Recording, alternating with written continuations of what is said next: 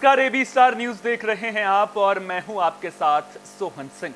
वक्त हो चला है उत्तराखंड की खबरों के खास बुलेटिन हमारी देवभूमि का। पहाड़ की वादियों में बर्फबारी के बाद मौसम सुहावना नजर आ रहा है। चारों धामों में जमकर बर्फबारी हो रही है। चारों धाम बर्फ की चादर से ढके नजर आ रहे हैं। बद्रीनाथ, केदारनाथ, गंगोत्री और यमुनोत्री चारों धामों में बर्फबारी के बाद पर्यटकों के चेहरे खिल गए हैं। वहीं बात उत्तरकाशी की करें तो जिले के निचले इलाकों में रात से ही बारिश का सिलसिला जारी है। पहाड़ के ऊंचाई वाले इलाकों में बर्फबारी और निचले इलाकों में बरसात के बाद तापमान में गिरावट देखने को मिल रही है। लोगों ने अपने गर्म कपड़े बाहर निकाल लिए हैं। कई जगहों पर लोग ठंड से बचने के लिए अलाव का सहारा लेते हुए भी नजर आए हैं। तो ये तस्वीरें आप देखिए, पहाड़ की वादियों की इन तस्वीरों को आप देखिए किस तरह से बर्फबारी यहां पर हो रही है। यमुनोत्री धाम हो या फिर गंगोत्री धाम हो, दोनों ही जगहों पर बर्फबारी देखने को मिली है और लोग अलाव का सहारा लेते हुए भी नजर आ रहे हैं। बाबा केदार में भी बर्फबारी के बाद मौसम सुहावना हो गया है और ये तस्वीरें वाकई में जो सैलानी उत्तराखंड पहुंचते हैं उन्हें अपनी ओर आकर्षित करती हुई नजर आ रही हैं। और जब उत्तराखंड में बरसात थमी थी, बरसात का सिलसिला थमा था, उसके बाद एक बार फिर से पर्यटक बड़ी संख्या में चारों धामों का रुख कर रहे हैं और अब एक बार फिर से कहीं ना कहीं ये मौसम, ये तस्वीरें पर्यटकों को उत्तराखंड की ओर बुला रही हैं। चारों धामों के दर्शनों के लिए अब पर्यटकों की संख्या में इजाफा होने की भी संभावना जताई जा रही है। हालांकि बर्फबारी की वजह से कई बार रास्ते भी बंद हो जाते हैं, जिसकी वजह से पर्यटकों को दिक्कतों का सामना करना पड़ता है। लेकिन सबसे इतर ये तस्वीरें बेहद ही खूबसूरत और मनमोहक नजर आ रही हैं। जय गंगा मैया। आज मौसम ने करवट बदली और नवरात्रि के दूसरे दिवस पर गंगोत्री में इस सीजन की पहली बर्फबारी शुरू, थोड़ी देर पहले बरसात शुरू हुई और अब लगातार यहाँ पर बर्फबारी शुरू हो गई है। और इसी प्रकार से अगर बर्फबारी रही तो देर रात तक यहाँ पर लगभग आधा से 1 फीट बर्फ पड़ने की संभावना है। लगातार ऊंची पहाड़ियों में भी बर्फबारी जारी है और यहाँ पर ठंड का भी बहुत बड़ा प्रकोप बढ़ गया है। बहुत ज़्यादा ठंड हो रही है। इस बीच में भी तो उत्तराखंड में मौसम की भविष्यवाणी एक बार फिर से सटीक साबित हुई है। तेज हवाओं के साथ बरसात हो रही है, जिसकी वजह से एक बार फिर से ठंड ने दस्तक दे दी है। वहीं ये तेज हवाएं किसानों की टेंशन भी बढ़ा रही हैं। बाढ़ के बाद किसानों की जो बची खुची फसल है उसके बर्बाद होने का डर भी किसानों को सता रहा है। ये तस्वीरें आप उत्तरकाशी की देखिए, किस तरह से बादल जमकर बरसते हुए नजर आ रहे हैं। मौसम तो सुहावना हो गया है। पर्यटक भी अब इस मौसम में पहाड़ों की ओर रुख करना शुरू करेंगे, लेकिन दूसरी ओर जो किसान हैं उनकी समस्याएं बढ़ गई हैं। बरसात जो हो रही है वो फसलों के लिए तो लाभदायक मानी जाती है, लेकिन जो तेज हवाएं चल रही हैं उससे किसानों को जो बची खुशी फसल है उसके भी बर्बाद होने का डर सता रहा है। तो एक बार फिर से पहाड़ों में बरसात के बाद मौसम सुहावना होता हुआ नजर आ रहा है।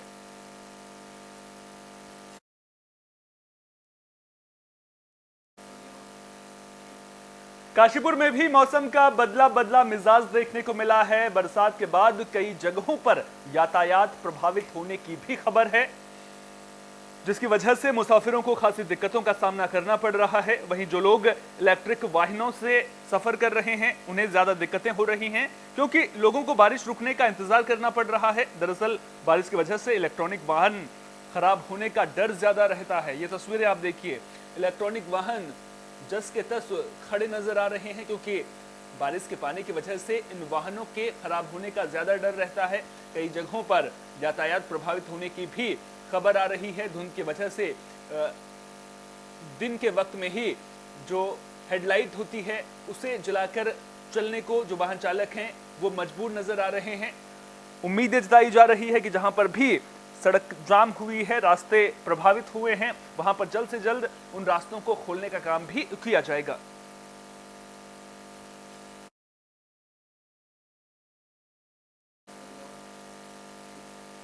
उत्तराखंड में दूर दूर से पर्यटक पहुंचते हैं, लेकिन कई बार ऐसे पर्यटक भी यहां पर आते हैं जो पहाड़ की संस्कृति के साथ खिलवाड़ करने की कोशिश करते हैं। साथ ही कई पर्यटक खुलेआम नशे के जाम छलकाते हुए भी नजर आते हैं, जिसका यहां के बच्चों पर बुरा असर पड़ता है। पौड़ी जिले के कलजीखाल के छाजोली धार से भी एक ऐसा ही मामला सामने आया है, जहां दिल्ली से रजिस्टर्ड गाड़ी की छत पर कुछ पर्यटक शराब की बोतल खोलकर जाम छलका रहे हैं। 4 युवकों ने गाड़ी की छत पर ही महफिल सजा ली थी। वहीं जब ग्रामीणों ने इस पर आपत्ति जताई तो युवकों ने माफी मांगी और शराब की बोतल को गाड़ी में रखकर चलते बने। वहीं अब आरटीओ ने मामले का संज्ञान लिया है। ड्रंक एंड ड्राइव में चालान काटने की बात कही है।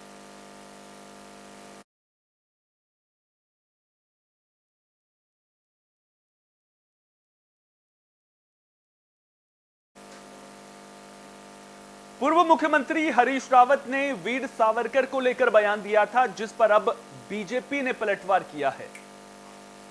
बीजेपी प्रदेश अध्यक्ष महेंद्र भट्ट ने कहा कि हरीश रावत अब बूढ़े हो गए हैं और उनका बुढ़ापा झलकने लगा है। दरअसल पूर्व मुख्यमंत्री ने पाकिस्तान के लिए वीर सावरकर को जिम्मेदार बताया था, जिस पर महेंद्र भट्ट ने कहा कि वीर सावरकर के आजादी के आंदोलन में दिए योगदान को भुलाया नहीं जा सकता। उन्होंने कहा कि हरीश रावत राहुल गांधी की बातों को दोहराने का काम कर रहे हैं। कांग्रेस नेताओं को वीर सावरकर ना पहले पसंद थे और ना ही कांग्रेस के लोग उन्हें अब पसंद करते हैं। हरीश रावत जी अब धीरे धीरे बुढ़ापे के एक प्रकार से प्रभाव में आ गए हैं और वीर सावरकर जैसे जो राष्ट्रवादी, मैं कहूँगा संत, उनको मैं कह सकता हूँ, थे। और हम सब लोग जानते हैं कि देश की आज़ादी में वीर सावरकर का जो योगदान था। अब जिन्ना का समर्थन किस प्रकार से किया जाए, इसका हथियार हरीश रावत जी ढूंढ रहे हैं। और जैसे पिछली बार पूरे उत्तराखंड के अंदर उन्होंने मुस्लिम यूनिवर्सिटी की बात की है, आज जिन्ना का गुणगान करने का एक नया रास्ता ढूंढ रहे हैं। और मैं कह सकता हूँ यही हरीश रावत जी महाराष्ट्र के अंदर। और रहा सवाल भाजपा, इसलिए इस देश के अंदर दो देश की बात, मुसलमानों के लिए अलग देश की बात सबसे पहले सावरकर जी ने कही थी और सावरकर को भाजपा अपना इष्ट मानती है। सावरकर से इस बात को, पाकिस्तान शब्द को जो है मोहम्मद अली जिन्ना ने लिया था। तो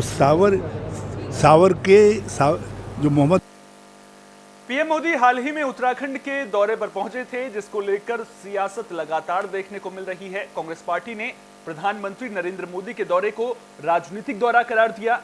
हालांकि कांग्रेस के कुछ विधायक पीएम मोदी के इस दौरे की तारीफ करते भी नजर आए। अब मामले को लेकर बीजेपी प्रदेश अध्यक्ष महेंद्र भट्ट ने बयान दिया है। उन्होंने कहा कि किसी भी पार्टी की विचारधारा अलग हो सकती है, लेकिन जब कोई व्यक्ति अच्छा काम करता है तो उसकी तारीफ ही की जाती है। उन्होंने कहा कि प्रधानमंत्री नरेंद्र मोदी का व्यक्तित्व ही ऐसा है कि कोई भी उनकी तारीफ किए बिना नहीं रह सकता। लगातार तारीफ कर रहे हैं मोदी जी की, किस तरीके से? मोदी जी का व्यक्तित्व कर्तृत्व ही ऐसा है कि उनकी तारीफ करने से कोई बचेगा नहीं। खास तौर पर मैं दोनों विधायकों का हृदय से आभार व्यक्त करता हूं कि उन्होंने क्षेत्र के विकास में मोदी जी द्वारा किए जा रहे कार्य, माननीय मुख्यमंत्री द्वारा वो क्षेत्र। देहरादून में दिसंबर में इन्वेस्टर समिट का आयोजन होना है, जिसको लेकर तैयारियां लगातार जारी हैं। आपको बता दें कि मेयर ने अपने स्तर पर शहर को स्वच्छ और सुंदर बनाने का प्रयास पेश कर दिया है। वहीं पीडब्ल्यूडी, ऊर्जा विभाग, जिला प्रशासन, नगर निगम समेत सभी विभाग भी तैयारियों में जुट गए हैं। देहरादून की डीएम सोनिका ने जल्द ही सारे काम पूरे करने की बात कही है। वहीं देहरादून के मेयर सुनील उनियाल गामा ने बताया कि जो लोग भी देश विदेश से उत्तराखंड आ रहे हैं, वे राजधानी देहरादून से एक सकारात्मक संदेश लेकर जाएंगे। साथ ही साथ इन्वेस्टर समिट के जरिए युवाओं के लिए भी बेहतर रोजगार मुहैया हो सकेगा। रोजगार के दरवाजे खुलते हुए नजर आएंगे। सर, इन्वेस्टर समिट होने वाला है, आपकी तरफ से क्या कुछ तैयारी है? नगर निगम की तरफ से सहन सफाई की और जो भी रोड वगैरह जो नगर कि इन्वेस्टर समिट से पूरे देश से विदेश से हमारे देहरादून में सब लोग आएंगे। तो हमारा दायित्व है, हमारा कर्तव्य है कि जो शहर की साज सज्जा है, शहर की व्यवस्था है, वो ठीक हो। जो हमारे जानवर सड़कों में घूमते हैं, उनको भी जो है उनको वहाँ से उठाकर उचित स्थान पर उनको रखेंगे और जो लाइट की व्यवस्था है, लाइट की व्यवस्था ठीक करने के लिए अधिकारियों को कहा है, जो सफाई की व्यवस्था उसको ठीक करने के लिए कहा है और चुस्त दुरुस्त करने के लिए कहा है। हम लोग एक तो जो पूरी शहर है उसमें जो ब्यूटिफिकेशन का कार्य है, रोड का कार्य है, जंक्शन इम्प्रूवमेंट का कार्य है, और जहाँ जहाँ हम लोगों को लगता है कि चीज़ें और इम्प्रूव, फसाड डेवलपमेंट किया जा सकता है या कुछ और इम्प्रूवमेंट किया जा सकता है, उस पर भी काम चल रहा है। तो सारी एजेंसीज अभी काम में लगी हुई हैं, MDD, नगर निगम, जिला प्रशासन और PWD, UPCL, ये सभी विभाग जो हैं अपने अपने स्तर पर कार्रवाई कर रहे हैं। कब तक हो पाएगा ये काम पूरा? अभी इनके फंड रिलीज हो गए हैं और DPR। देहरादून बीजेपी ऑफिस में मीडिया कक्ष का शुभारंभ कर दिया गया है। हवन पूजन के साथ इस मीडिया कक्ष का शुभारंभ हो गया है। बीजेपी प्रदेश अध्यक्ष महेंद्र भट्ट और प्रदेश महामंत्री संगठन अजय कुमार ने मीडिया कक्ष का शुभारंभ किया। इस मौके पर बीजेपी के अन्य वरिष्ठ नेता भी मौजूद रहे। वहीं बीजेपी के प्रदेश मीडिया प्रभारी मनवीर चौहान ने कहा कि नवरात्र के अवसर पर किए गए इस शुभ कार्य से बीजेपी का मीडिया प्रकोष्ठ और मजबूत होगा। तेज गति के साथ सरकार और संगठन की रीति नीति को जनता तक पहुंचाने का काम किया जाएगा।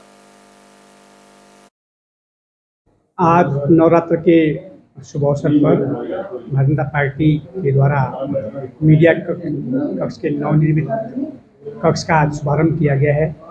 माता रानी से हम आशीर्वाद की अपेक्षा करते हैं और माँ। नरेंद्र नगर में कुंजापुरी मेले की धूम देखने को मिल रही है। इस मौके पर कई खेल प्रतियोगिताओं का भी आयोजन किया गया है, जिसका उद्घाटन करने उत्तराखंड सरकार में बाल विकास एवं खेल मंत्री रेखा आर्य पहुंची। रेखा आर्य और वन मंत्री सुबोध उनियाल ने इस दौरान मार्च पास्ट की सलामी ली। इस दौरान रेखा आर्य ने इंटर कॉलेज मैदान के सुधारीकरण करने और बहुउद्देशीय क्रीड़ा भवन में बैडमिंटन का नया कोर्ट बनाने की घोषणा की। साथ ही बच्चों को खेलों में ज्यादा से ज्यादा रुचि लेने की भी सलाह दी है।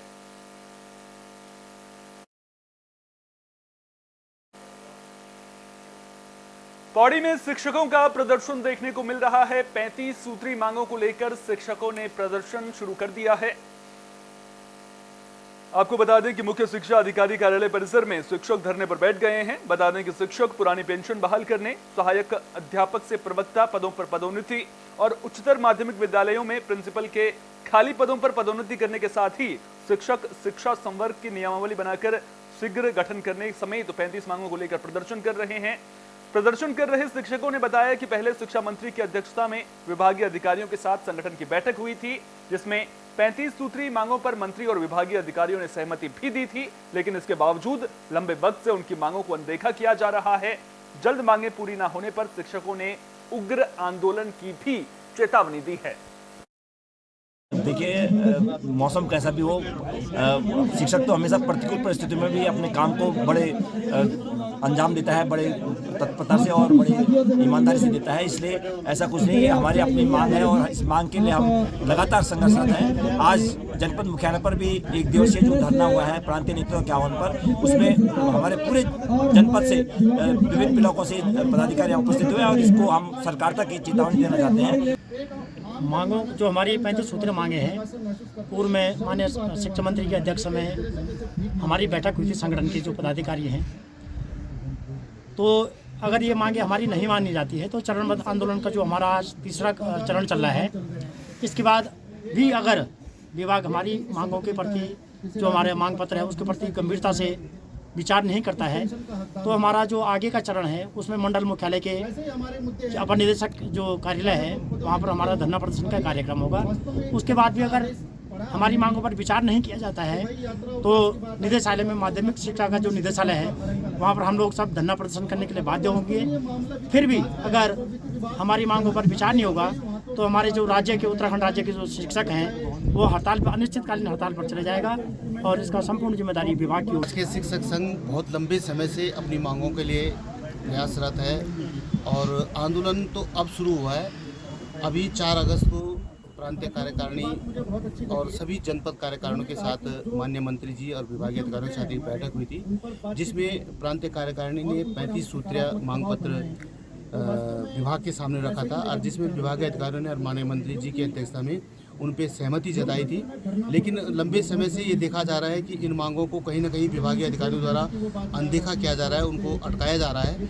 इसी संबंध में इसी विरोध में प्रांतीय कार्यकारिणी द्वारा इस आंदोलन की रूपरेखा तैयार की गई और इसको कई चरणबद्ध तरीके से आगे बढ़ाया जा रहा है। आज इस आंदोलन का जो तीसरा चरण है उसमें उत्तराखंड के सभी जनपद मुख्यालयों में जिला कार्यकारिणी द्वारा धरना दिया जा रहा है और इसी संबंध में आज जनपद पौड़ी कार्यकारिणी के द्वारा भी यहाँ पर धरना दिया जा रहा है। हमारी विभाग से और सरकार से ये मांग है कि जो मांगे हमने उनको सौंपी है।